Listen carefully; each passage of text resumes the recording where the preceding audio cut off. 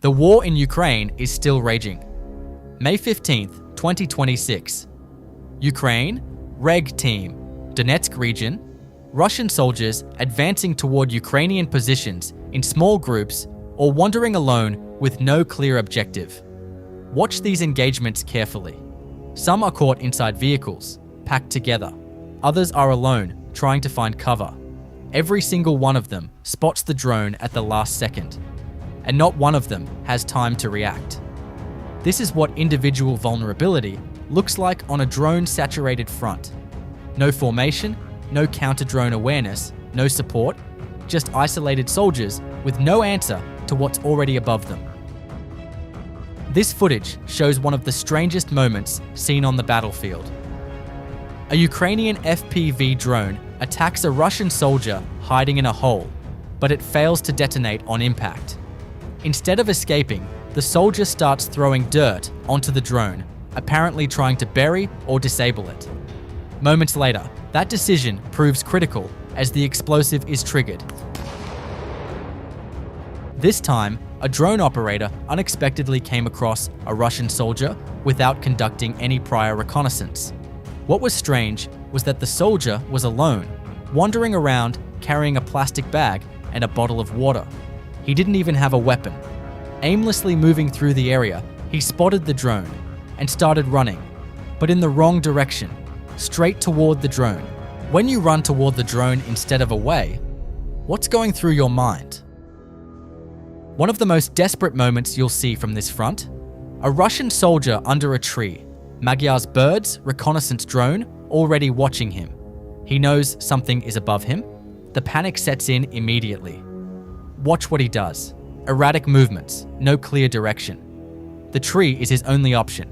He presses against it, circles it, trying to keep something between himself and the drone. An FPV is already closing in. He has a weapon, but never raises it. Instead, he tries to kick the drone as it approaches. No ammunition left, or simply too panicked to think clearly. The drone connects. When a soldier's only instinct is to kick at a drone with his foot, what does that tell you about the psychological state of Russian infantry on this front? Open terrain. A Russian soldier on his knees, crawling, trying to stay low, stay hidden. What he didn't know, a Ukrainian 93rd Mechanized Brigade drone was already inbound. He keeps crawling as it closes in. No awareness of what's coming. No change in direction. Just a man moving slowly across open ground, unaware the outcome was already decided. This footage, a Ukrainian FPV scanning the forests of the Lyman direction. Then, under a tree, a soldier, completely still. The drone closes in fast. The soldier doesn't move, not until it's already too late. Whether he didn't hear it coming or chose to stay still, the result was the same. This time, a Magyar Birds drone operator conducting a routine sweep in the Pokrovsk sector detected a Russian soldier attempting to hide in the grass. The FPV drone quickly maneuvered and headed directly toward the target. As it closed in, the soldier didn't even have time to get up from the ground. When even a soldier lying still in open grass can be spotted, is there any camouflage left that actually works against a skilled drone operator? A Russian soldier spotted entering an underground shelter in Ivanivka, Dnipropetrovsk Oblast. Without that one sighting, the position would have been nearly impossible to locate, buried, concealed, invisible from above. But he was seen going in. 2 Ukrainian Marines move in. TM-62 anti-tank mines placed directly on the shelter. 4 Russian soldiers inside. No way out. This is what happens when reconnaissance leads directly to a precision ground operation. 1 soldier spotted, 1 shelter found, 4 positions eliminated without a single drone strike. A Russian soldier picks one of the strangest hiding spots yet, tucked inside a hollow of a tree. The FPV drone finds him anyway. Ukraine's 63rd Mechanized Brigade, 3rd Corps, pickup trucks, UAZ vehicles, ATVs, moving across the front, some carrying supplies, others transporting personnel toward frontline positions. Whatever the mission, the outcome is often the same. FPV drones lock on before the vehicles ever arrive.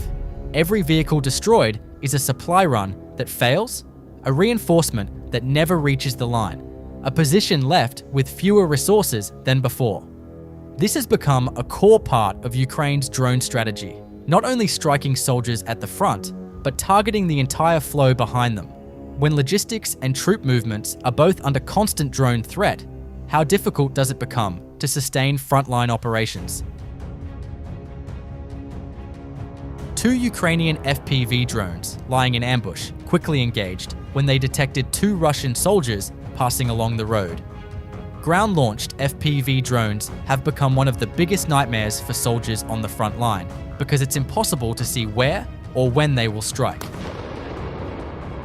A Russian soldier moving forward, completely unaware he's heading directly toward a Ukrainian defensive position. No reconnaissance, no situational awareness.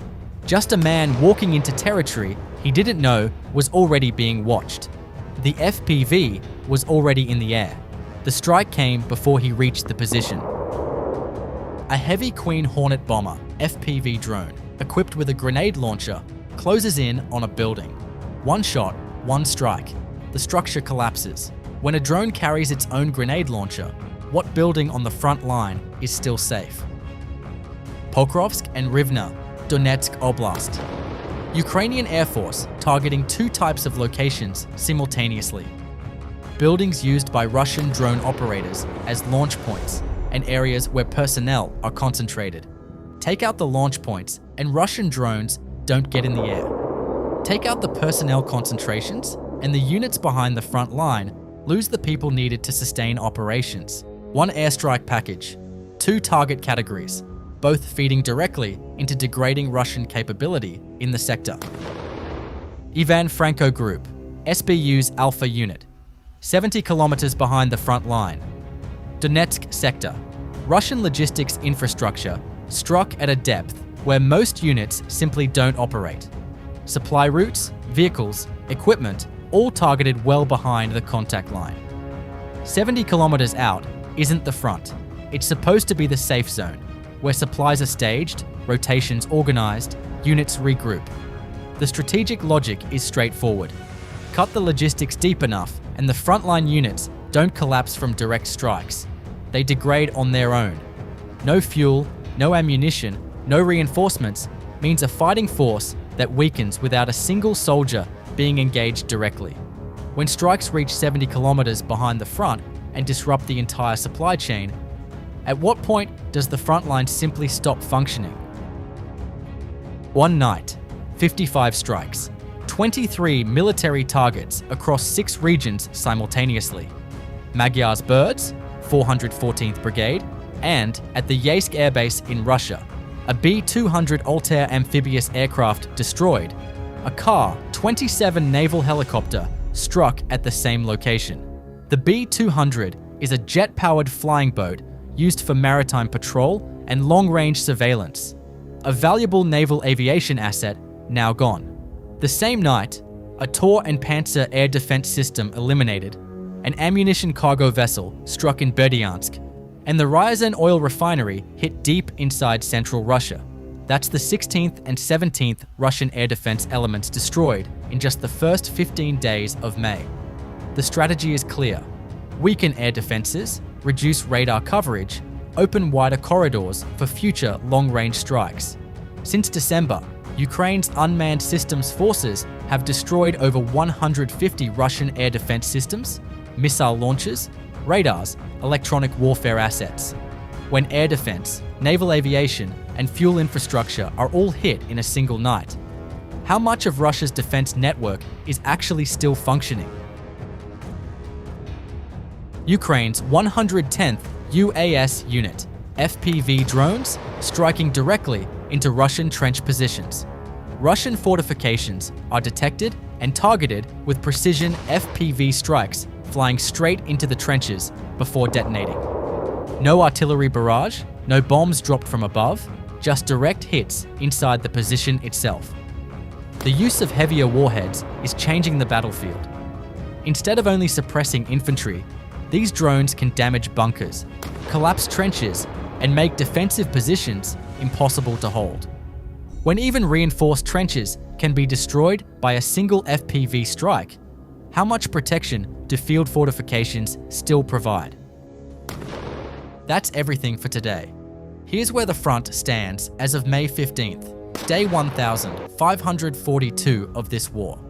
Over the past 24 hours, 158 combat clashes were recorded, with the heaviest fighting on the Pokrovsk front, where Russian forces launched 36 assaults.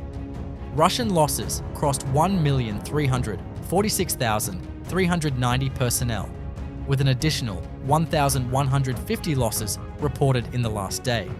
Overnight, a massive Russian drone and missile attack struck Kyiv and residential areas.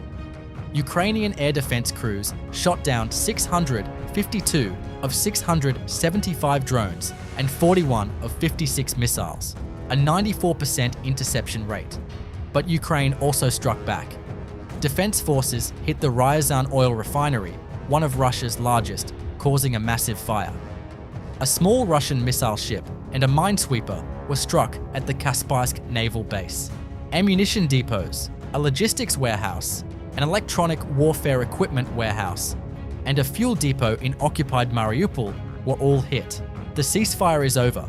The drones never stopped. No position, no vehicle, no hiding spot goes unnoticed. Subscribe for daily Frontline coverage. No agenda, just the facts. See you in the next one.